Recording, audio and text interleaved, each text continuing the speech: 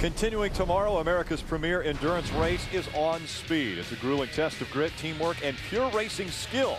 Don't miss the Rolex Sports Car Series 24 Hours of Daytona. Live coverage continues tomorrow at 7 a.m. Eastern, unless you're on the East Coast right now, and it's actually a little bit later today. As we've passed over the midnight hour, actually, I think we're at 1:30 almost on the East Coast. Ricardo Zonta is leading, that ex-Formula One driver. And Richard Westbrook is running second in a BMW after 9 hours, half second behind. Pretty tight race there in the 24 hours. It's going to be almost as tight as this race, I think. Almost as tight as this race. Jimmy Johnson, our four-time Sprint Cup champion, is running 7th right now after 9 hours. Had a hard crash in practice earlier in the week, and they brought a backup car in, and they're running 7th after 9 hours.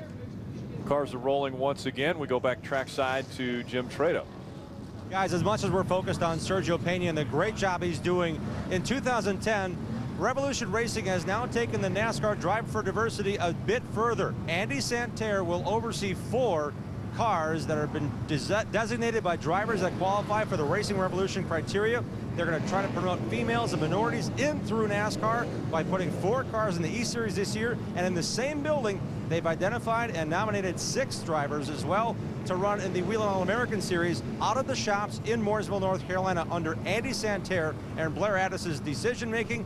They are going to be testing once a week and running that 6 drivers at 2 different racetracks every Friday and Saturday night. And Max Siegel has put this all together, so it should be exciting to watch. Drivers like Sergio Pena coming to NASCAR through this E-Series, all under Andy Santerre and Blair Addis's direction. But again, Max Siegel, the one to thank for getting these drivers lined up and obviously identifying great talent.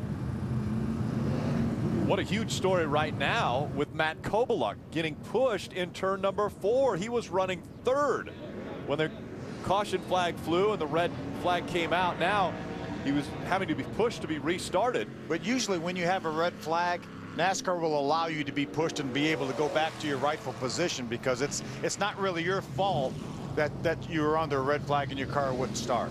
So Kobaluk is moving back up through the field to get into that 3rd spot that he was running in when the caution flag flew. Looks like the free pass is going to go to the number 2 of Darrell Hart. So he'll go around the field. 8 laps of racing. When they come back by, it will be 7 laps to go. So much hinges on this restart here. The four car has proven to be the fastest car all night, but Joey Logano has been the best by far on the restarts. Will 7 laps be enough for Sergio Pena? We saw a shot of Max Siegel, and Sergio Pena's father was standing next to him. And now the pace car off the racetrack. Joey Logano, Sergio Pena 1 and 2. Kobaluk back up in 3rd. Eric Holmes on the outside in 4th. Logano's been so good on the restarts. Here we go once again. Green flag back in the air. Logano with a great restart. Eric Holmes all over the back bumper of Sergio Pena, and Matt Kobaluk to the bottom of the racetrack, trying to take second away from Sergio Pena, and he does. He's got it. Now Sergio switches back to the inside. He's got to get by Kobaluk. Almost 3 wide coming out of turn number 4. He can't make the pass. Logano in front, Kobaluk in 2nd, Pena in 3rd. Pena knows he doesn't have much time, only 6 laps to go. He's got to get by Kobaluk before he has any kind of a hope to get by Logano. But how about Kobaluk putting himself in position to win this race again? It would be 3 wins for Kobaluk if he can get by Logano. We know Matt Kobaluk's not afraid to use the bumper. Kobaluk hungry, coming from all the way out on the East Coast to come run here at Irwindale. They cross the stripe. 4 laps of racing to go. Logano, Kobaluk, Pena. Here comes Pena on the inside of Kobaluk, trying to take second away. If he can get by Matt, he'll have a couple more laps to go after Logano. Looks like he just about has him cleared. He's going to clear him going through 1 and 2. And now, can he reel in that 25 of Joey Logano? 2.5 laps to go. A big gap now between Logano and the 4 of Sergio Pena. Here comes Kovaluk, almost to the inside of that 4. 2 to go. Logano looking good out front. Sergio is giving it all he has. Just took him a few too many laps to get by Matt Kovaluk, coming down for the white flag. Joey Logano comes out of turn number 4. White flag in the air. A half a mile to go at Irwindale. Again, this race is for bragging rights. No points on the line. A big check at the end. And Joey Logano spreading out the distance between himself and Sergio Pena. Coming out of turn number 4. Win number 2 for Joey Logano in the All-Star Showdown. Well, the best 2 cars finished first and second. Unfortunately, the best car probably finished second, but what a terrific job by Sergio Pena in his first ever K&N Pro Series race at 16 years old. Matt Kovaluk pulls just beside that number 4, and I'm sure the veteran Matt Kovaluk is saying, what a job you just did, showing us all what a great race car driver you're going to be. Kovaluk giving a little tap to the 25 there. They may have more contact after the race than they had during the race. What a clean car, too. I mean, that's a great point, Phil. The 25 doesn't look like it has a scratch on it. The 4 also doesn't look like it has a scratch on it. On a short track, that's amazing.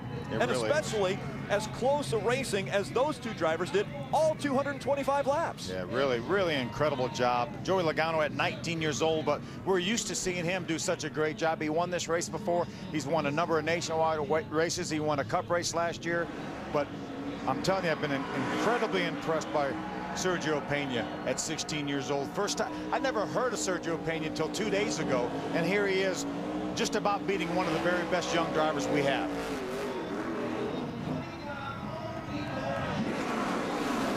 The sellout crowd on their feet, applauding the performance of these drivers tonight. Joey Logano will hoist the trophy at the end of the night.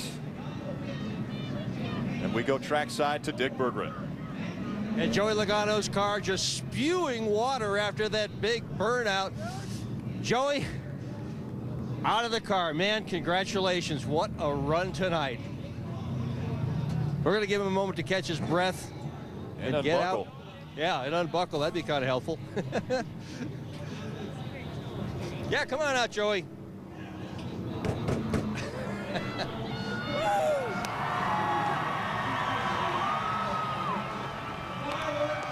What a race.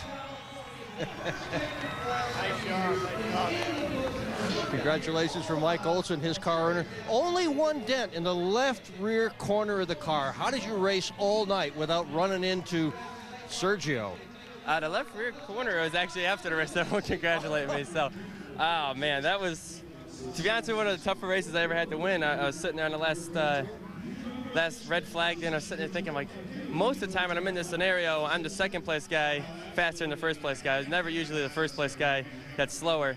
And man, I just worked as hard as I can, tried to pull every little trick in the book out, and this is awesome. They come out here at Mike Olson's car and come out here and put the butt whooping on them. I'm just excited right now. This is why we came out here, is to have fun and get a big trophy, and I'm glad we get 2 of these things. This is a lot of fun for me. You run so well here, the top to bottom. It doesn't seem to matter what part of the racetrack you run on. Why is it you're so good here? I mean, I don't know. I think it's a combination of a lot of things. I think tonight experience helped me the most. I think just having the experience on restarts was helping me a lot, and able to get about every restart I was able to get the second place car. So I was really excited about that. I got to thank Kevin Kidd for coming out here. He's my new nationwide crew chief, and you know, without him, I'm not sure we'd been able to do it. So he helped me out a ton. My spotter, Mark Robertson, came up from North Carolina too, and kind of made this a fun vacation a little bit. And this is awesome. I was nervous coming out here, as I didn't know if we were going to have a shot at this thing and what I was going to have, and I didn't know if the car was going to be junk or how it was going to be. And it made me work, but it was definitely a good enough car to win. How about this kid, Sergio Pena, 16 years old, never been here before. What do you make of him? He was good. I tell you, I was talking on the radio, and you know, in the beginning of the race, it was easy to beat him on the restarts, and it was every time, and I didn't have to do nothing special. As it kept going, he was starting to figure it out, and I was like, all right, now I got to start pulling some tricks out here. So, you know, he definitely, you can tell he learned throughout the race, and the way I raced him was starting to be the way he raced me when he was in the lead. But I knew as long as I can get in front of him and get enough distance on him, I was going to have him. And, you know, once I had 2-3 car lengths, that made up my mind on which direction I was going to go into the last corner. So that was a lot of fun. Congratulations. It was fun watching you. Jim?